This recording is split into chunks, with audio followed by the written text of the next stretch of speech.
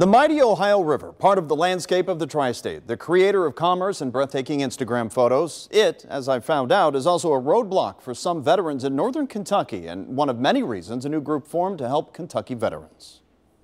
I went in 1966 and got out in 1970 as a staff sergeant. John Bach, as you might deduce from his hat, is a Vietnam War veteran. He's part of the largest group of veterans currently living in the tri-state. And he'll admit things look a little different from his side of the river. There seems like there is always a line between Ohio and Kentucky. Like you're going to a foreign country if you go to Ohio.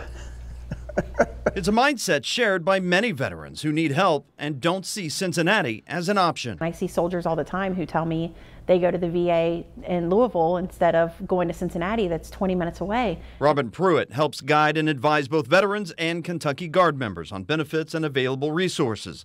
And until recently, those resources were not as well known in northern Kentucky and/or were across the mighty wall of the Ohio River. There was an incredible void here on this side of the river. That's why Jesse Neek, an Army veteran, Robin Pruitt, and Rusty Martis, an Air Force veteran, came together with others to create the Northern Kentucky Military Veteran Coalition, a one-stop shop of agencies to get veterans the help they need. When we had our first meeting almost 2 years ago,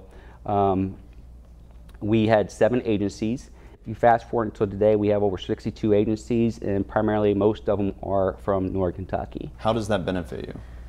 It's huge being able to just send an email to the people in the coalition and say, I'm looking for somebody that can help me with XYZ, and to be able to give them that information that they need right then. It's also comforting for Major Joe Fontanez, commander of the 103rd Chemical Battalion, when he sees his soldiers leave the service. A lot of soldiers don't know how to be civilians when they're done. A lot of soldiers have problems with that emotionally. With the outreach that the community provides for us and the resources that we can bring to bear, absolutely helped during that transition period. For John Bach, the coalition helped streamline the process to get the medical attention he desperately needed.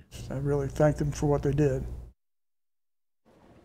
And if you'd like to connect with the Northern Kentucky Military Veteran Coalition, I have posted a link on my Facebook page, McKee-WCPO. You will also find a link to the Homefront podcast.